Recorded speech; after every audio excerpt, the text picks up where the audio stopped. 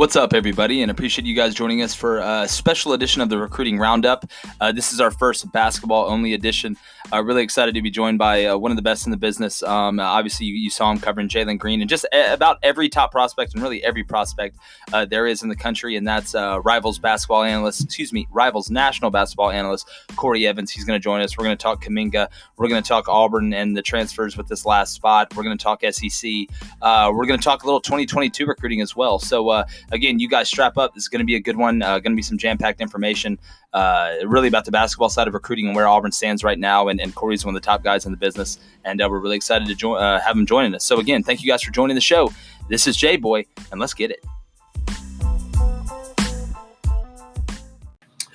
All right, everybody, and welcome into a special edition of our Recruiting Roundup, basketball-only edition. Really excited to be joined by one of the top guys in the basketball recruiting business and really just the prospect business of basketball in general, and that's Rivals national analyst Corey Evans. Corey, thanks so much for joining us, man. Most definitely, man. Thanks a lot for having me on here. Definitely. Well, we get straight to it here. So really, and we're going to obviously keep it kind of focused in the SEC. I want to start with Auburn. And, you were there for the Jalen Green situation, the Greg Brown situation, and Auburn's been involved in a lot of, you could say, touted prospects, touted transfers, and we're at where we're at today. What do you see Auburn? I know you can only say so much, but where do you see Auburn kind of at right now with both Gach and Figueroa and obviously Jonathan Kuminga? Yeah, I think there's still something to be seen with how they complete the roster. Auburn, we've become accustomed to seeing those guys kind of wait things out the longer throughout the summer that it goes. And I know there's a need still in the front court or at least the wing with a Figueroa type.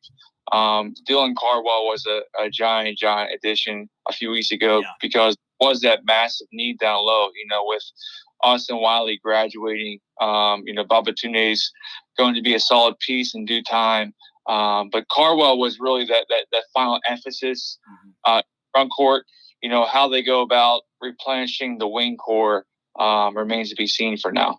Definitely. And I'm going to get back to the wing in a second, but I think you bring up a great point about Dylan Cardwell. Obviously, the Auburn fan base was really excited about him. He's related to the defensive line coach, Rodney Garner, so there's a family connection. And he didn't play his senior year due to transfer rules. We'll leave that where it is. But as a guy that's involved in the rankings, that sees it and kind of understands it, do you think if Dylan Cardwell would have played his senior year, he could have been ranked even higher, even though he was a 4-star? Yeah, most definitely. We're talking about a guy that was one of the most improving, developing big men in his class throughout his senior spring and summer up until his high school year. Not having that full winter of development or just those on-court reps, it might hurt some, but I definitely think he could have really improved his standing as not just a 4-star prospect, but even a top 100, top 80, top 70 guy. A guy like him with his size, his strength, his mobility, and his interior production, there are not many guys like him in high school basketball. Yeah, I agree. What I love is his motor, kind of what you were talking about, and just how he, always looks like he's playing hard, and obviously there's some kinks he's going to have to work out, especially in a league like the SEC. But sticking with Auburn's signing class, because it is one of the highest they've ever had, if not the highest. Another guy that Auburn fans are really excited about is JT Thor. Kind of came out of nowhere a little bit. Obviously a lot of people thought he was going to Oklahoma State. I think he had a brother there, and then he decides to come to Auburn. Can you kind of tell us about what are your thoughts on JT Thor as a prospect?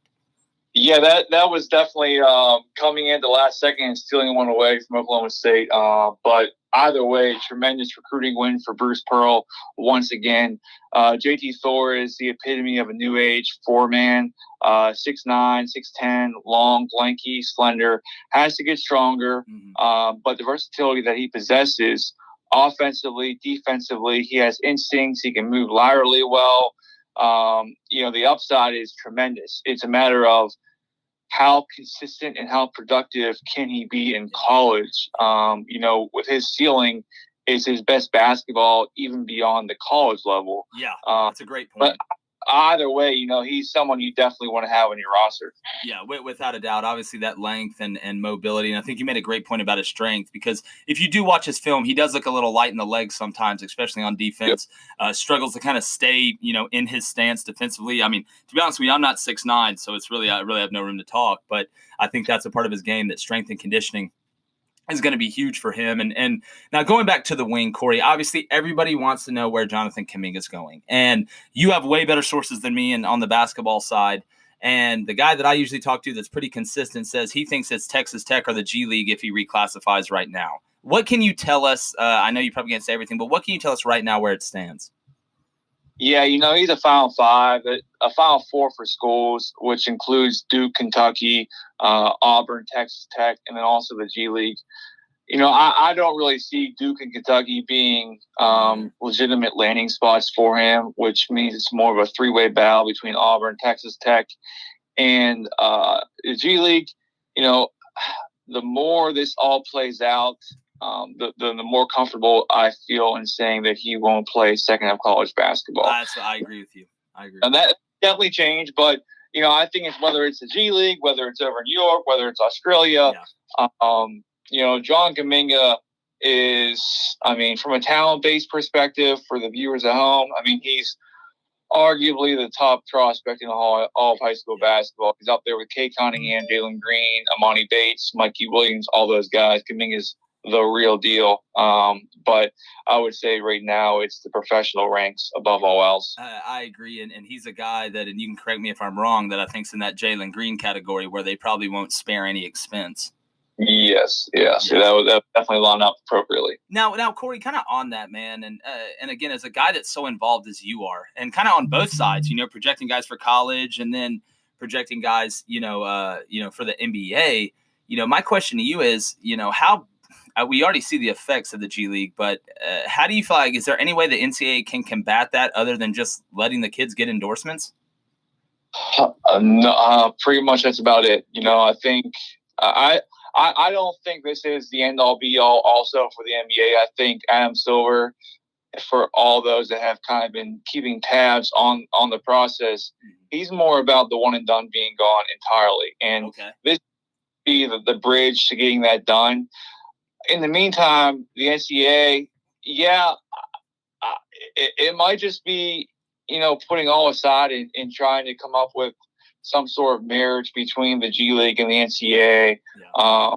At first I was totally fine with this, the G League. I still am, but the fact that this year they're taking away some prospects that could have played in college basketball, when before the idea of what was, let's just keep those guys here in the United States compared to going over to Australia and following in the same footsteps of LaMelo Ball, R.J. Hampton. Now we see guys like Jalen Green who were going to college.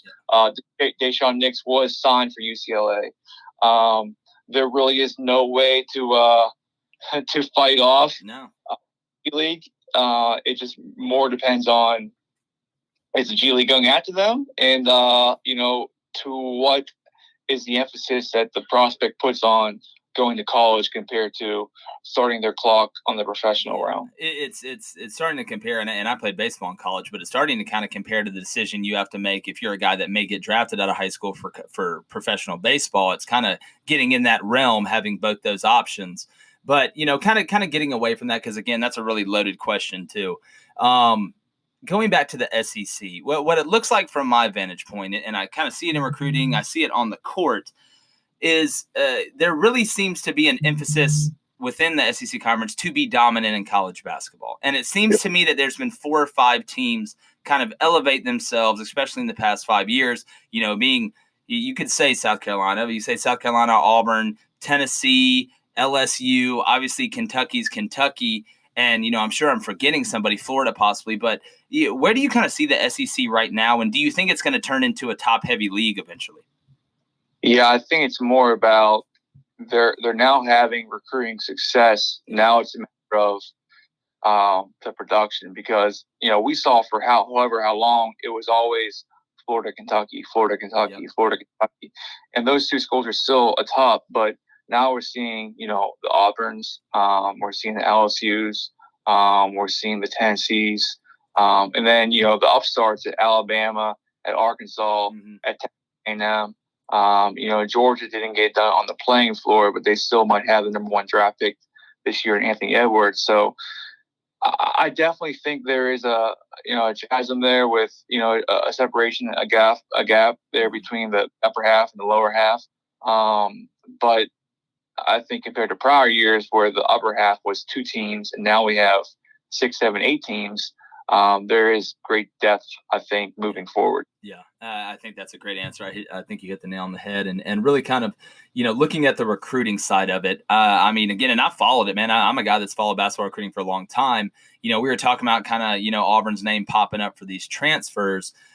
Is there a guy, because when I look at it, Corey, when I watch LJ Figueroa a little bit, he kind of reminds me of Samir Dowdy a little bit in his game. And, again, Samir was a transfer from VCU, was first team All SEC this past year playing the 2. To me, Figueroa seems like a great fit. Yeah, he's the ideal fit, honestly, because he's someone that has great size and of course, experience playing at a program like St. John's.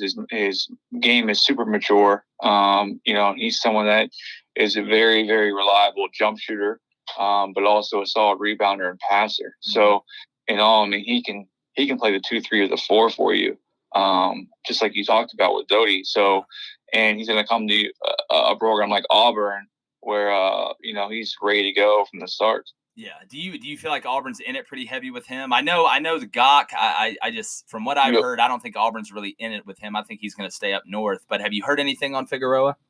Yeah, Figueroa is he's formerly from Boston, but he spent most of his high school days down there in Florida. Played at the Tampa area, so there is some inroads there with his former travel coaches and high school coaches. So I think Auburn's going to be one of his finalists at the end of the day. Yeah, I agree. I think they're going to be there. And really kind of, I want to jump forward a little bit because Auburn's in on a lot of guys in next year's class. Yeah. Jabari Smith. Do you mind just for a second, Corey, and again, even if it's 1 or 2 guys, just in this next class, kind of give our audience a taste of what's coming down the pipe? Yeah, on paper, we don't have a single person speaking on Auburn's behalf graduating. So there's not a massive need, and that comes after a 5-man recruiting class that's about to enroll. Of course, transfers happen. Sharif Cooper is potentially a one and done. JT Thor is a potential one and done guy. So there's 2 or 3 guys, which is great for Bruce Pearl and his staff because now it's like, okay, I don't have a massive need, so I can kind of shoot for the moon. Yeah. And that's why we have someone like, like you said, Jabari Smith, who's been to campus a few times unofficially. Have someone like J.D. Davison, who is the top prospect in the state in 2020. Corey, what do you think about it? And again, I don't want to cut you off, but I'm glad you brought up J.D. Davison because I know, in high school, because again, I'm from Alabama down in this area, so I understand where he's at. I heard when he got on the AAU circuit, he didn't exactly blow it up against the top tier competition. That's correct. And that's why now granted, he was also playing a full year up on the EYBL circuit. Yeah.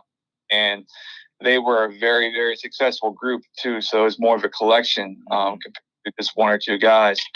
That's why we were really excited to see JD. I mean, JD is not in the easiest of places to watch. Yeah, that's true. That's 100% correct, Corey. Yeah.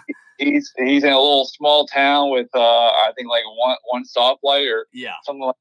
So he's not the easiest to find and see during the high school season. So that's why we were so excited for the spring and summer because first of all, we don't even know what position he really is. Yeah. Is he a high level scorer or is he a true playmaking point guard? Mm-hmm. By the way, I mean he's someone that yesterday we revealed our newly updated 21 rankings.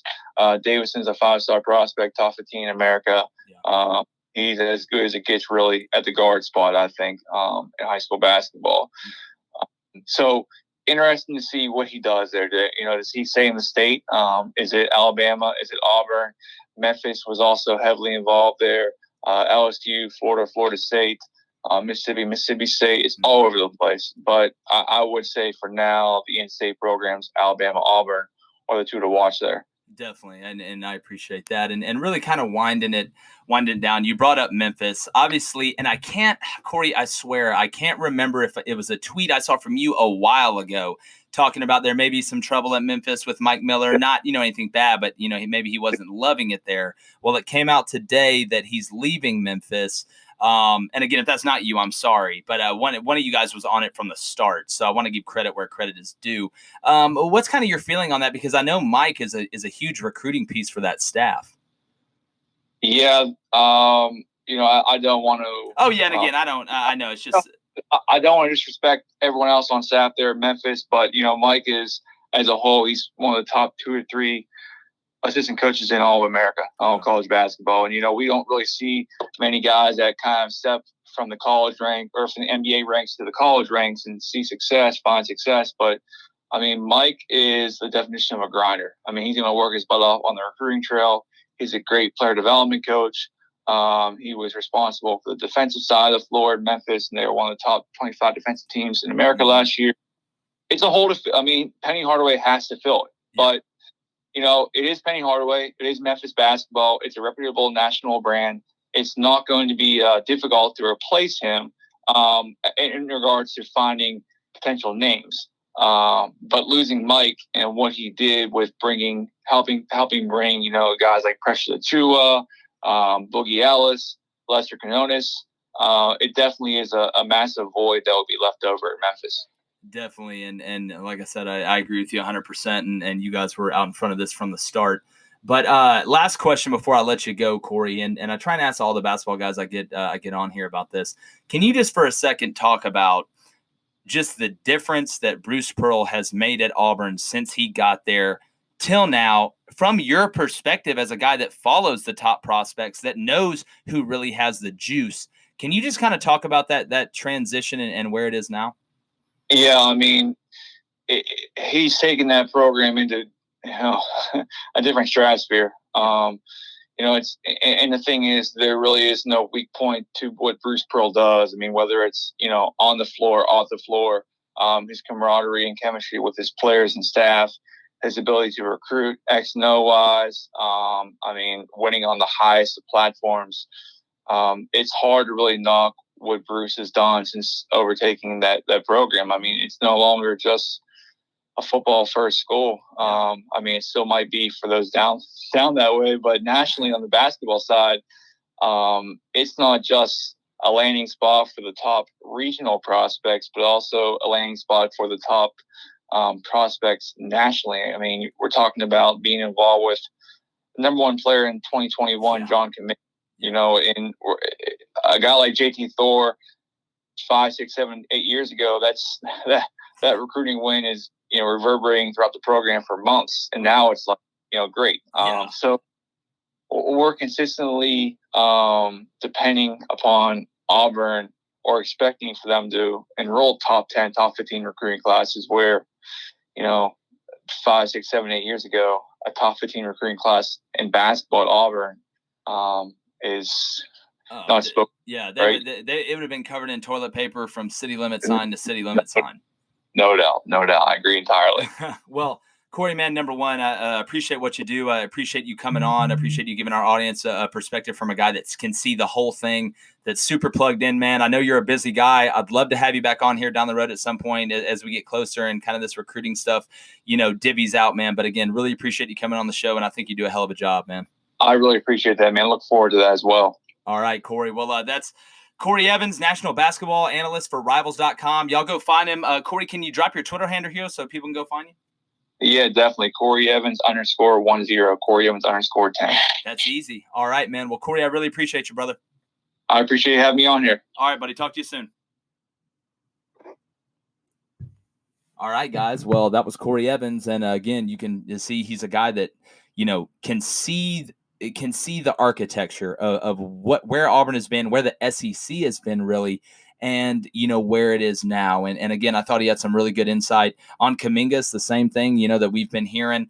Very interesting on Figueroa. He thinks that Auburn's going to be in his final group, which in my opinion, when I look at it, I think he's one of the best fits out there. So again, thank you guys for joining us for another recruiting roundup, a special edition, the basketball edition. Remember, you can find us at Twitter on Twitter at the Jboy Show. You can find us on Instagram at the Jboy Show, DAJBOYSHOW. You can find us wherever you get your podcasts. Really appreciate you guys listening. Also, I want to let you guys know I'm pretty excited to announce that we've signed with a PR firm, the Investor Brand Network. That's IBN. You're going to start to hear their promotions on here. They're taking a chance on us, and we really appreciate it. And again, it's all thanks to you guys, and it's everybody helping everybody. So again, thank you guys for tuning in, and this has been another recruiting roundup, basketball edition with Jboy, and Jboy is gone.